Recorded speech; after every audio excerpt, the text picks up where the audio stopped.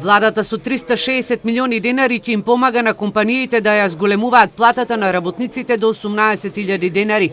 Министерката за труд и социјална политика Мила Царовска, која денеска ја презентираше оваа мерка пред бизнис заедницата од Свети Николе, Штип и Куманово, вели дека мерката се однесува за трудоинтензивните гранки, кои со законот за минимална плата офатија околу 90.000 работници.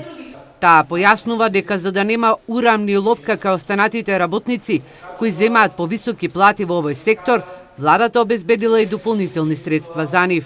Обезбедуваме дополнителна финансиска поддршка, која што ќе биде за оние компании кои што немаат голем раст или имаат раст не повеќе од 10%. Треба да се каже дека според нашите податоци од Управата за јавни приходи очекуваме 50.000 работници да бидат поддржани со оваа мерка и 15.000 фирми. Заедно со организација на работодавачи ја креираме програмата и за некои 40 до 60 дена очекуваме да истата биде во функција и да сите фирми како што аплицираат за субвенција за минимална плата, истиот систем да го искористат и да може да добие субвенција и за оваа мерка. Ангел Димитров, председател на Организацијата на работодавачи, забележува дека оваа нова мерка ќе им помогне на работодавачите да ја зголемуваат платата на работниците. Уште во старт рековме дека не е целта на минималната плата само да се качат платите до 12.000 и таму да застане. Мора да ги стимулираме и подобрите работници. Во оваа мерка ќе бидат офатени сите работници кои имале октомври, ноември, декември 2017 година плата до 18.000 нето.